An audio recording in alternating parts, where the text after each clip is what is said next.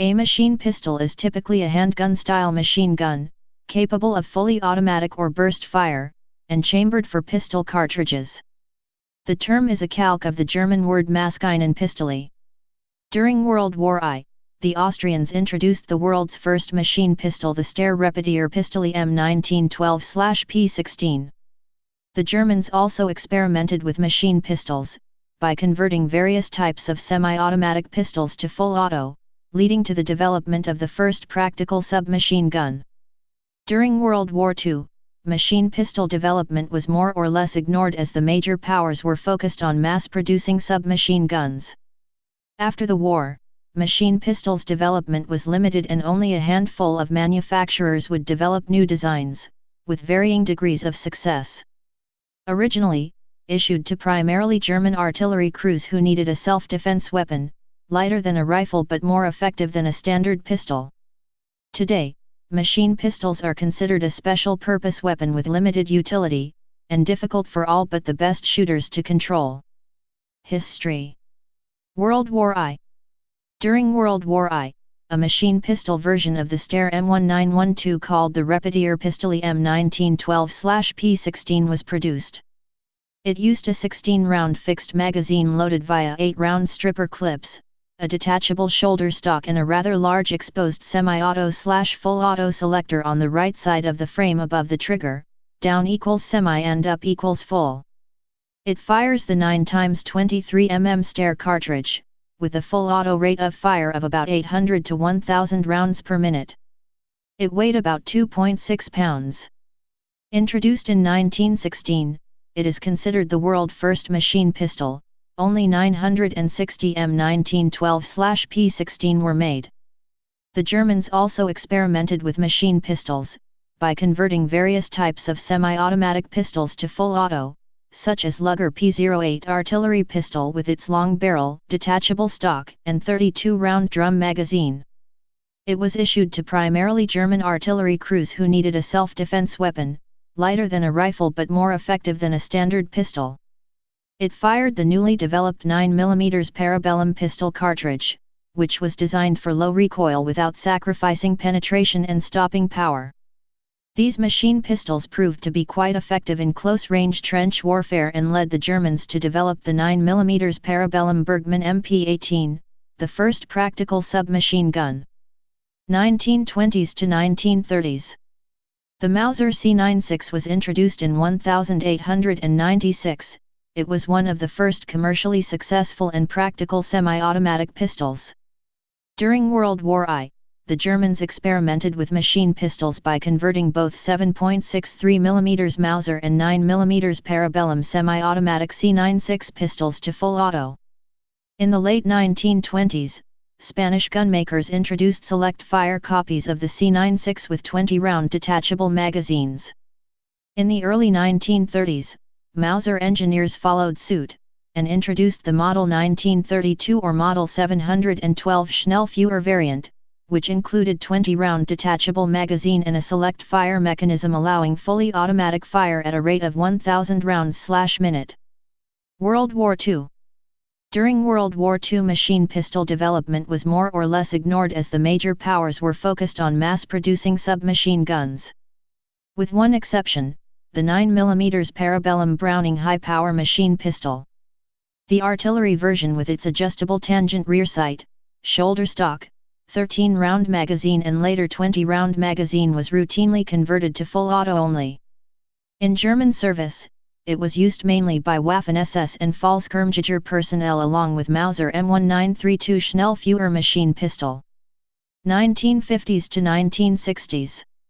The 9x18mm Makarov Stekin automatic pistol, APS, is a Russian selective-fire machine pistol introduced into the Russian Army in 1951. Like the other common Russian Army pistol of this era, the Makarov, the Stekin uses a simple unlocked blowback mechanism and the double-action trigger. In addition, the Stekin APS has an automatic fire mode, which is selected using the safety lever. In burst or automatic fire, the pistol should be fitted with the wooden shoulder stock, otherwise, the weapon quickly becomes uncontrollable. The Stekin was intended as a sidearm for artillery soldiers and tank crews. In practice, it earned a strong following in the ranks of political and criminal police, special forces, and the like. Many KGB and GRU operatives favored the Stekan for its firepower and 20-round magazine. The Korpion VZ-61 is a Czechoslovak 7.65 mm or .32 ACP machine pistol developed in 1959 and produced from 1961 to 1979. Although it was developed for use with security and special forces, the weapon was also accepted into service with the Czechoslovak Army, as a personal sidearm for lower-ranking Army staff, vehicle drivers, armored vehicle personnel and special forces. The Scorpion's lower-powered .32 ACP cartridge also makes it easier to control in full auto than the more common 9mm Parabellum designs. Currently the weapon is in use with the armed forces of several countries as a sidearm. The Korpion was also license-built in Yugoslavia, designated M84. The Beretta M951R was based on the 9mm Parabellum Beretta M1951 pistol and produced during the 1960s in response to a request made by the Italian Special Forces.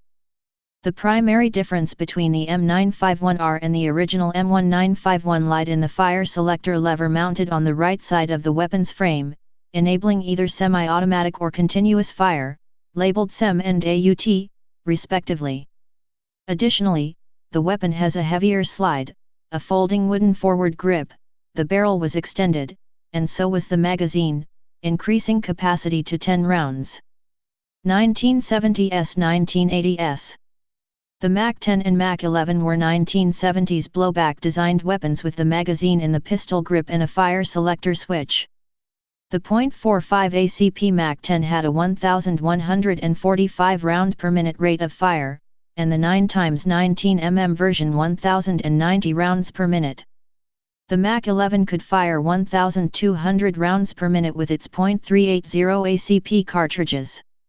These guns were designed by Gordon Ingram and Military Armament Corporation in the U.S. The weapons used in special ops and clandestine applications in Vietnam and by Brazilian anti-terrorist units. It could be fitted with a silencer using its threaded barrel.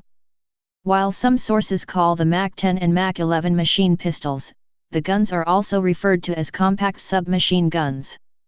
Since it is difficult to control machine pistols when they are fired in full automatic mode, in the 1970s, some manufacturers developed an intermittent fire setting that fires a burst of 3 shots instead of a full automatic, such as the Heckler and Koch Vp70.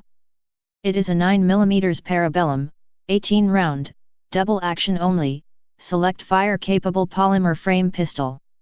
It was the first polymer-framed pistol, predating the Glock 17. The stock incorporates a semi-auto 3-round burst selector. It will only fire a 3RB with the stock attached. Cyclic rounds per minute for the 3-round bursts is 2,200 RPM. Despite the Vp70's potential, it was never adopted by the Bundeswehr. In 1976, a shortened machine pistol version of the 9mm Parabellum Heckler and Koch Mp5 was introduced. The Mp5K, K from the German word Kurz equals short, was designed for close quarters battle use by clandestine operations and special services. The Mp5K does not have a shoulder stock, and the bolt and receiver were shortened at the rear. The resultant lighter bolt led to a higher rate of fire than the standard Mp5. The barrel, cocking handle and its cover were shortened and a vertical foregrip was used to replace the standard handguard. The barrel ends at the base of the front sight, which prevents the use of any sort of muzzle device. Another popular machine pistol using the 3-shot burst system is the 9mm Parabellum Beretta Model 93R. Introduced in 1979, the Beretta Model 93R, a selective fire machine pistol meant for police and military use. It offered extra firepower in a small package and is suited for concealed carry purposes such as VIP protection, or for close quarters maneuvers such as room-to-room searches. A selector switch and the foldable foregrip allows the pistol to fire 3-round bursts with each pull of the trigger for a cyclic rate of 1,100 rounds per minute. The designers limited it to 3-round bursts to make it be easier to control. A 20-round magazine and a metal shoulder stock may also be fitted. The Stekan APS made a comeback in the late 1970s, when Russian Spetsnaz Special Forces units in Afghanistan used the suppressor-equipped APB variant for clandestine missions in enemy territory, such as during the Soviet war in Afghanistan. The 9mm Parabellum Micro Uzi is a scaled-down version of the Uzi SMG, first introduced in 1983. It is 460 mm, 18.11 inches, long with the stock extended, and just 250 mm, 9.84 inches, long with the stock folded. Its barrel length is 117 mm and its muzzle velocity is 350 mph used by the Israeli ISARAT and the U.S. Secret Service. Micro Uzis are available in open bolt or closed bolt versions. The weapon has an additional tungsten weight on the bolt to slow the rate of fire, which would otherwise make such a lightweight weapon uncontrollable. The 9mm Parabellum Glock 18 is a select fire variant of the Glock 17, developed in 1986 at the request of the Austrian counter-terrorist unit Eco Cobra. This machine pistol has a lever-type fire control selector switch, installed on the left side, at the rear of the slide, serrated portion, selector lever in the bottom position for continuous fire, top setting for single fire. The firearm is typically used with an extended 33-round capacity magazine and may be fired with or without a shoulder stock. The pistol's rate of fire in fully automatic mode is approximately 1100-1200 rounds/min. 1990s-2000s. Introduced in 1992, the Steyr TMP, Taktisk Maskinen Pistoli/Tactical Machine Pistol, is a select fire 9x19 mm Parabellum machine pistol manufactured by Steyr Mannlicher of Austria. The magazines come in 15, 20, or 30 round detachable box types. A suppressor can also be fitted. Also introduced in 1992, the 9mm Parabellum CZ75 automatic is the full auto version of the CZ75. It has a longer barrel with 3 vent ports. This machine pistol has a horizontal rail in front of the trigger guard through which a spare 16 or 20 round magazine can be attached and be used as a foregrip for better control during full automatic firing. During the 1990s, the Russian Stekan APS was once again put into service, as a weapon for VIP bodyguards and for anti-terrorist hostage rescue teams that needed the capability for full automatic fire in emergencies. Developed in the 1990s and 2000s, the personal defense weapon, a compact submachine gun-like firearm which can fire armor-piercing, higher-powered ammunition, began to replace the machine pistol as a self-defense sidearm for artillery crews, tank crews, and helicopter pilots. Introduced in 2001, the Heckler Koch Mp5 is often called a machine pistol. The MP7 uses a short-stroke piston gas system as used on H&KSG-36 and HK416 assault rifles, in place of a blowback system traditionally seen on machine pistols. The MP7 uses 20, 30, and 40 round magazines and fires 4.6 x 30 mm ammunition which can penetrate soft body armor. Due to the heavy use of polymers in its construction, the MP7 is much lighter than older designs, only 1.2 kilograms, 2.65 pounds, with an empty 20-round magazine. Comparison with compact submachine guns. The dividing line between machine pistols and compact submachine guns is hard to draw. The term submachine gun usually refers to magazine-fed, fully automatic carbines designed to fire pistol cartridges, while the term machine pistol usually refers to a fully automatic handgun-based weapons. However, many weapons fall into both categories. The CZ Scorpion is often called a submachine gun. However, it is small enough to be carried in a pistol holster and so is also often referred to as a machine pistol.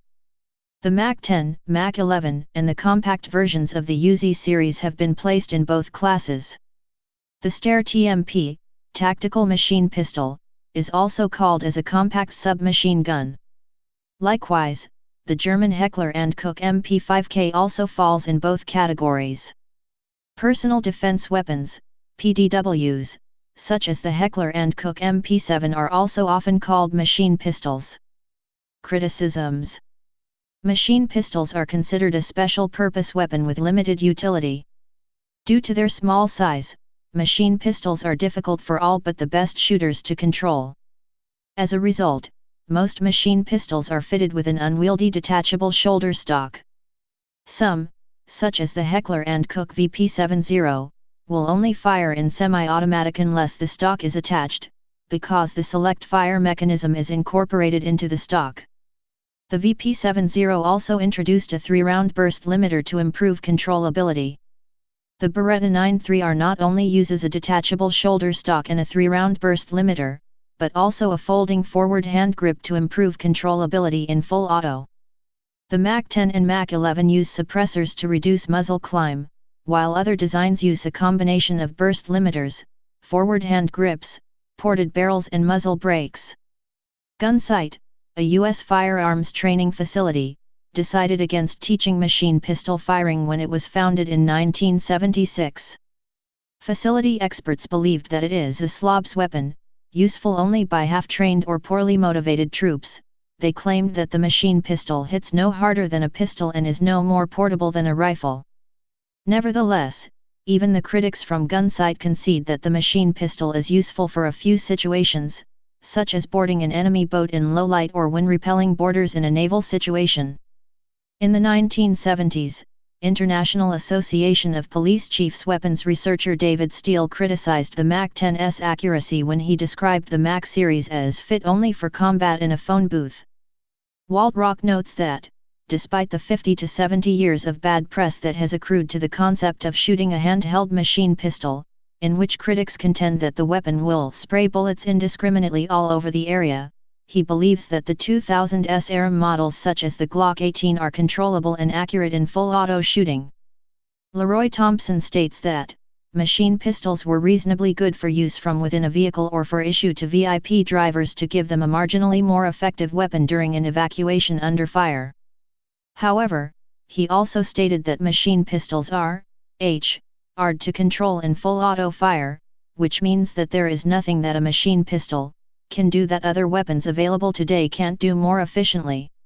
Please subscribe and thanks for watching.